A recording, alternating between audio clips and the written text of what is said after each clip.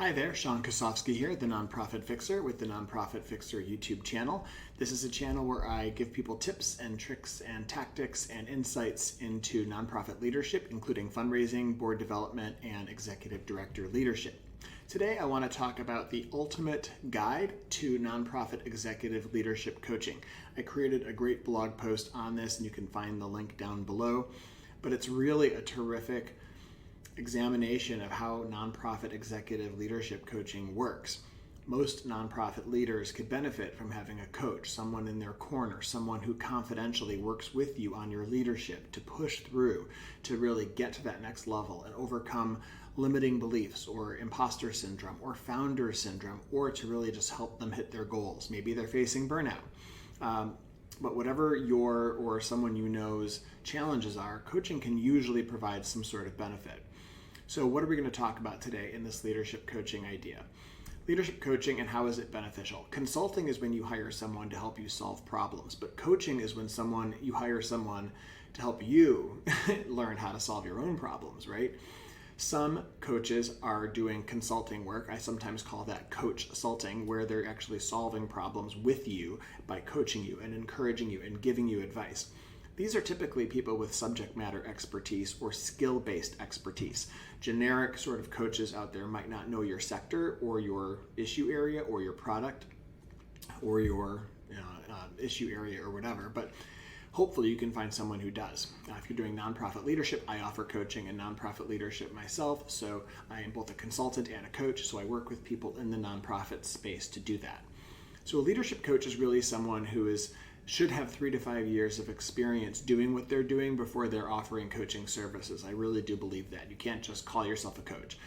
You can, but you're not going to get the results, and you shouldn't be charging coaching rates if you don't have experience and results and proof of concept behind you. So who can benefit from leadership coaching and how? I'm a big believer, because of the cost, that this is a very important investment for people who are nonprofit leaders, who they are C-suite or they're an executive director. Even board chairs or founders can benefit from executive director coaching or executive coaching. If you have someone who's on a leadership track, maybe they're a manager or director, they could also benefit from this too. How much does nonprofit leadership coaching cost? If you check out the blog down below, you'll see that I kind of break out what the costs are. This can range wildly. For me, it might be a certain amount, maybe $5,000 or $6,000 currently for 6 months of work, and maybe twice that for a year of work. Other folks are charging $25,000 or $30,000 for big national organizations, but typically it's a lot closer to my range for 6 to 12 months of coaching. Most coaching packages are 6 to 12 months. They're not 3 months. They're not 3 weeks. You really should be there to see the transformation and to see the growth for a number of months.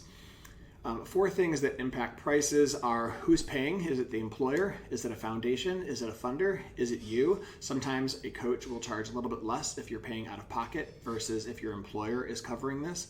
The size of the organization, the size of the coaching firm. Sometimes bigger firms charge more because they have more costs.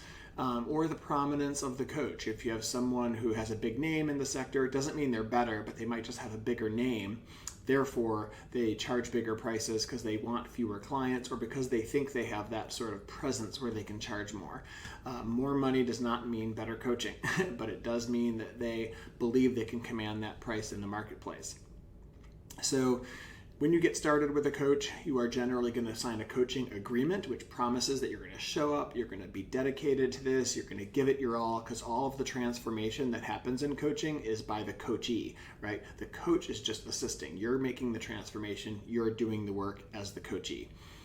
You're going to want to probably do an assessment early on, so the coach will probably ask you a series of questions or a questionnaire to put you through some kind of assessment, and then you will talk about that together and then set goals together. And that's a coaching plan that you will use together. And then you'll do meetings. Typically they are on the phone or on Zoom or something like that, but you're going to do meetings in real time. Coaching doesn't really work if it's asynchronous or if it's in email or by texting. Additional tools you can use in coaching include these different assessments or reviews, like a 360 review. Let's say you wanted everyone around you, above you and below you in your organization to give you input on your leadership. You could do a 360. There's also productivity and management tools that you can use, online software, decision-making tools. There's a lot of things that your coach might recommend for you to push you from this level to the next level. Finding a leadership coach is also a challenge, but you can just use Google. You can just go through me at my website, of course, for referrals or to work with me. But you can find nonprofit executive coaches in most parts of the country, and you can reach out to your local Center for Nonprofits or your local community foundation, and they might have referrals for you if you want one who's local. Also, choosing the right coach, you definitely need to make sure that you vibe with this person. If you don't like their style or they just don't really come from a background or an experience that's directly relevant at all to you, you might feel like you have to catch them up on your sector or your language or your vernacular, but you might want to find someone who's closer to exactly understanding what you're going through. But not always. Sometimes coaches can totally come in from the outside and amaze you. And then in the blog post, there's some key questions you're going to want to ask your coaches. What is your coaching approach and style? How flexible are you with meetings? How much experience do you have with my issue, challenge, or sector?